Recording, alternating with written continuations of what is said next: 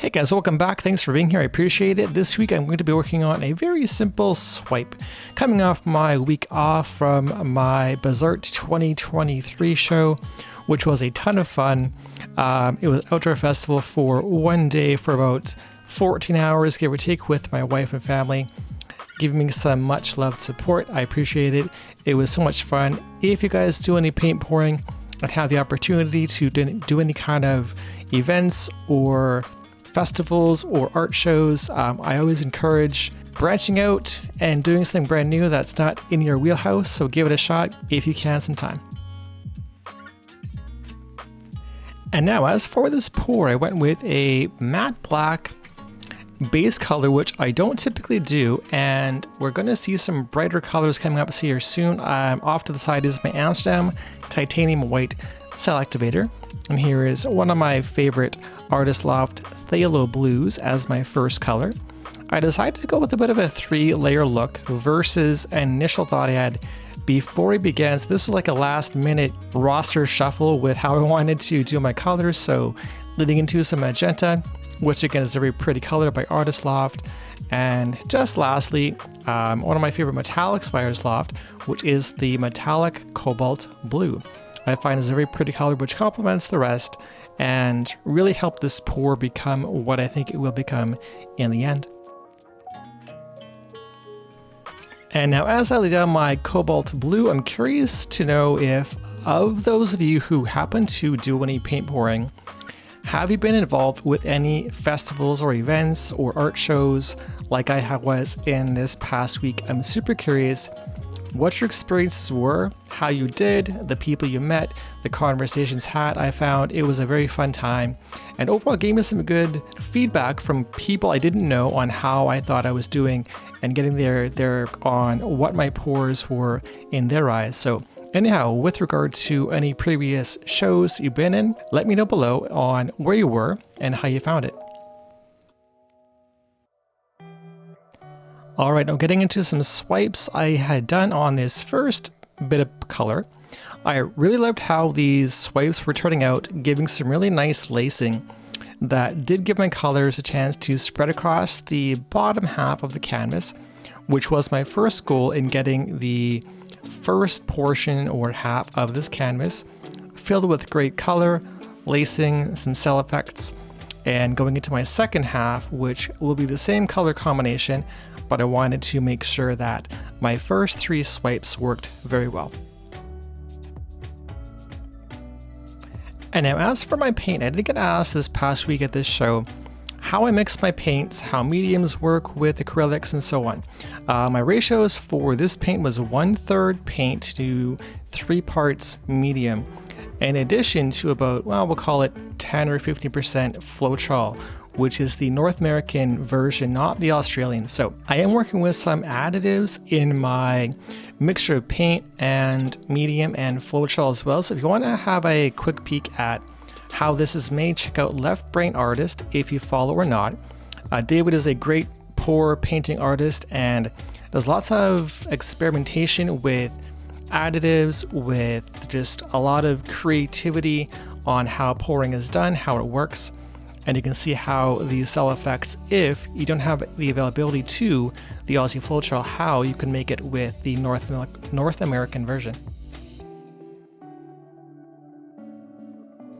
And I was very pleased with how these swipes worked out. I thought that this particular half of the pour has much better color across the board than the first third did. So I took my time with my swipes. And also I'm still learning how my palette knives worked. I bought about a month and a half back, 2 months or so ago. I'm trying to find the best combination with my swiping technique. So I'm still working on that too. But ultimately I thought that this side of the painting worked a bit better than the other and got a bit more coverage with the lacing and cell effects, along with better coverage for color.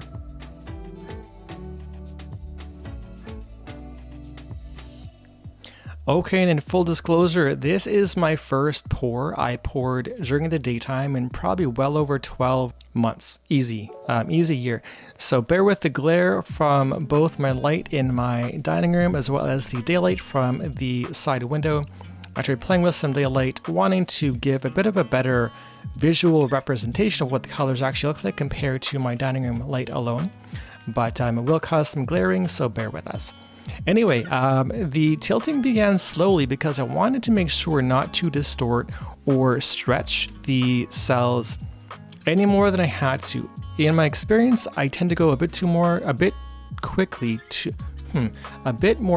than I'd like to, and I wanted to slow down, make sure my tilts were slow and controlled, making sure, again, I didn't want to get too much stretching for any of these colors. I really liked how pretty the blue and magenta really blended together, and leading into the metallic cobalt blue, I found that the light blue, although not seen here yet, just bear with us, you'll see it soon. And now I'll often joke that I never have enough base paint, so this was for sure not the case on this day. My black base was likely too much paint, to be honest, so I mixed about 9 or 10 ounces of matte black paint for my base. And in hindsight, I would have liked to have tilted some off before I began to do my lacing and my swipes for my color, because in the end, as you can see in the corners here, my cell activator, I think, began to eat away at the color and kind of bury it into the black. So lesson learned, if you have too much, that's not always good either, compared to not as much. Again, when I make my errors in previous pours by having not enough paint, too much paint can have it be absorbed into the black altogether, and you'll lose all your color you had off the hop.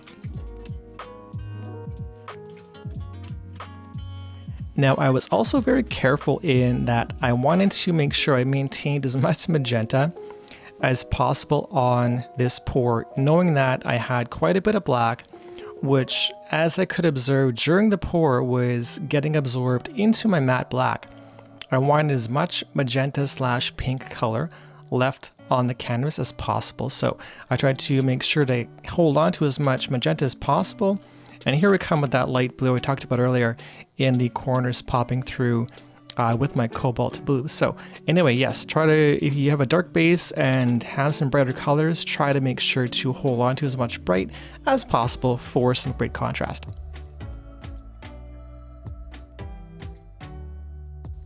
And now, as far as simple swipes go, and off my 3 colors I chose and dark base color, what are your guys' thoughts below?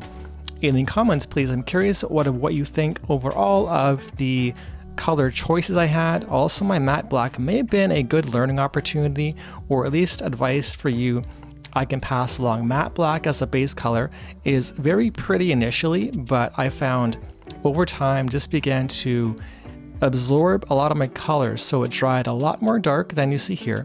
But ultimately, what are your guys' thoughts? I'm curious.